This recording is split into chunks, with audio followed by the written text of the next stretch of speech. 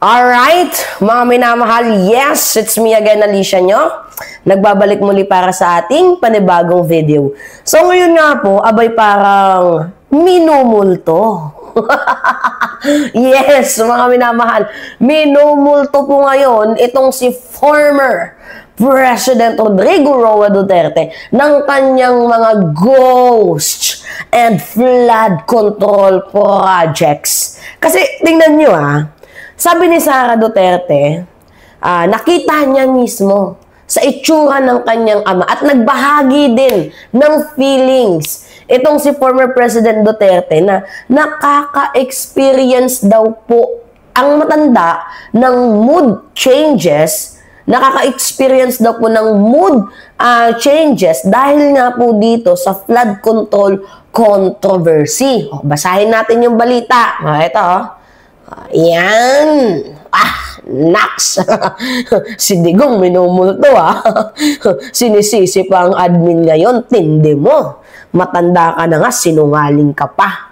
Sabi dito, sa balita, Manila, Philippines former President Rodrigo Roa Duterte has been changing moods recently and even experiencing frustration. Siya pa talaga yung may gana na ma-frustrate? Diba sa panahon niya, yun talaga yung limpak-limpak na mga ghost project na talagang andaming billions of money of the Filipino people pero walang napuntahan. Ikaw pa talaga yung may karapatan na ma-frustrate? O hindi ka ba naman nahihibang? Okay. Nakaka-experience daw siya ng frustration over the current state of the country amid controversy surrounding state-funded infrastructure projects. Yan po yung sabi ni Sara Duterte noong, noong Thursday. Okay, let me say this for the last time. Balikan natin ang history, ang administration ni former President Duterte. Ang pinakamalaking budget, ang pinakamalaking pondo sa panahon ni former President Duterte, halos taon-taon, mga minamahal, trilyon ang inilalaan para sa mga dike, para sa mga pumping station, sa mga drainage, at sa mga river walls. Hindi lang milyon kundi billions of peso ang inilalaan para dyan. Ngayon, ano ba ang problema? Maraming proyekto, mga minamahal, ang halos lahat naging ghost project. Bukod pa sa ghost project, ang daming mga mapansamantalang kontrakto. To the point na talagang tinitiga nila ang pondo sa mga overpriced and substandard material at mga duplicate. Kumbaga, nagawa na, tapos ginawa ulit. May mga pagkakataong tapos na, tapos sinasabi na hindi pa tapos kahit napondohan na.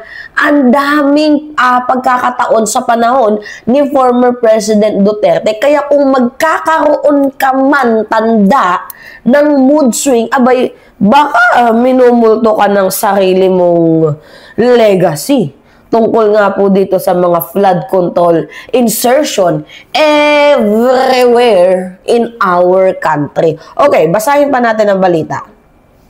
Sabi dito, speaking to the reporters in Davao City, Sara Duterte disclosed she has no scheduled trip again to The Hague once her trip to Japan has wrapped. Ano pa ba kakasahan natin dito kay Sara Duterte? Oo, puro la mierda. Tapos pupunta kayo sa 21, papatalsikin si PBBM, ipapalit nyo itong si Sara Duterte na walang ibang ginawa kundi magla mierda. Diba? Okay, she disclosed last month that she will fly to the Japan to attend the rally spearheaded by her supporters. Ito yung mahirap kay Sara Duterte. Instead na magpaka-public servant sa mamamayang Pilipino, pinili niyang pumunta, maglamyerda sa iba't ibang bansa, tapos magsisigaw Marcos resign, magsisigaw Marcos bangag, Marcos adik. Oo, yan yung naging role ni Sara Duterte bilang vice-presidente ng bansang Pilipinas, ang manira dito nga po sa ating presidente. Alright, continue tayo. which would also call for the release of her father from imprisonment, then back to The Hague to attend the confirmation of charges originally scheduled on September 23. Abangan natin mga minamahal yung September 23. Kasi yun yung ano ni Digong. Buti na lang, nandun na ako sa summer nung time na yun. Uuwi, okay. Makakapag-content tayo, diba? Pansinin natin, okay, going back dito sa ating topic, mga minamahal, pansinin natin yung defense ni VP Sara Duterte dito nga po sa reality. Si Sara Duterte, siya yung tipo ng nagdadala ng narrative, diba? Na ganito yung nangyayari sa kanyang ama. Pero taliwas naman sa sinasabi ng kanyang kapatid. For example, you remember na yung katawan daw ni Digong, hinang-hina na, ganyan, may sakit na. Pero sabi ni Kitty Duterte, well, that's normal because he is 80 years old. So, normal na magkaroon ng back pain, ganyan-ganyan. So, tingnan ninyo yung narrative nila. Hindi ba kayo nag-meeting-meeting? Tanong lang. Ngayon, dito naman sa narrative niya na itong si Duterte daw ay nagkakaroon daw ng mood swing and also frustration. Pero ang totoo dito mga minamahal, hindi mood swing ang issue. Ang issue dito is yung accountability. Hindi dapat natin pinag-uusapan ng feelings. Ang pinag-uusapan dapat natin dito is yung records. Alam ba yan ni Sara Duterte? 'Di ba? Flood control became the biggest budget line item sa panahon ng tatay niya. Alam ninyo yan, mga minamahal. Inom muna tayo. Gatas.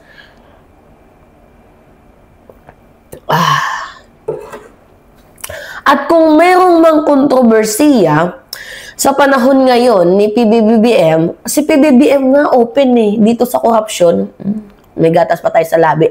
Si PBBM nga open nga dito sa korupsyon niya. 'Di ba? Natingnan yung mga kongresista, ganyan-ganyan. Dito nga po sa korupsyon na nagaganap sa kanyang sa kanyang administrasyon. Ngayon, kung meron mang kontrobersiya, hindi ba dapat ang unang silipin is yung sa ama mo? Bago dito kay President Bongbong Marcos, tandaan ninyo mga minamahal, huwag natin kalilimutan, napakarami pong whistleblower noon na mga nagsasabi na ang flood control projects ay ginamit na cash cow. Sobrang daming nagsabi yan. May mga ulat pa nga na ginagamit ito bilang legal na pork barrel. 'Di ba? At dahil nga po sa lump sum at sa bulk funding, syempre madaling maipasok ang mga ghost project. Kasi hindi naman lahat totally yan kayang i-check ng COA. Ngayon, napaka-ironic itong si former President Duterte na sasabihin niya na, I am frustrated, I'm having a mood swing. 'Di ba na in the first place, sa panahon niya, ang dami din namang kurakot. 'Di ba? Hindi nga lang takot kasi kapit niya, kaibigan niya. 'Di ba? Mga minamahal, ay nako. Kung itong mood swing ni former President Duterte, hindi lang to simpleng stress, mga minamahal. Ito ay baka dahil nangangamba or natatakot. 'Di ba, mga minamahal, na mabisto rin mismo yung kanyang mga flood control anomalies sa panahon niya nung siya ay presidente. At kung ngayon pa lamang po ay may gulo na, 'di ba? Mas marapat dapat nating ipaglaban ang mga variance report at yung mga full transparency. Kaya ang panawagan natin, mga minamahal, huwag lang si Bongo, huwag lang si Joel Villanueva dito na gumawa ng kamalian kasi sila mismo ang magiging susi para nga po dito sa maimbestigahan itong si former President Duterte. Dapat suriin din yung legacy project ni Duterte, hindi lang si Joel, hindi lang si Joel Villanueva, hindi lang sila. Dapat yung administrasyon din ni former President Duterte. Kasi kung hindi, paulit-ulit lang tayong babahain, uulanin, hindi lang ulan, kundi corruption po ang uulan sa ating mamamayang Pilipino. Gets ninyo, mga minamahal? Ang angas din pala ng mood swing ni Digong, no? Tapos sasabihin niya, wala siyang maalala. Uy, liklik ng lolo ninyo, wag niyo kami pinaglolo ko, baka mamaya pananampalin ko kayo dyan. Tindi din ang mga amats ninyo. Saan nyo nakukuha yung lakas ng loob na magsalita kayo ng ganyan? Ang kukupal nyo, mga boss. Ang kukupal ninyo. Alright. Yes. Kayo, ano yung masasabi ninyo? Anyway, it's me again, Alicia nyo. Yes, mga minamahal, nagbabalik muli para sa ating panibagong video.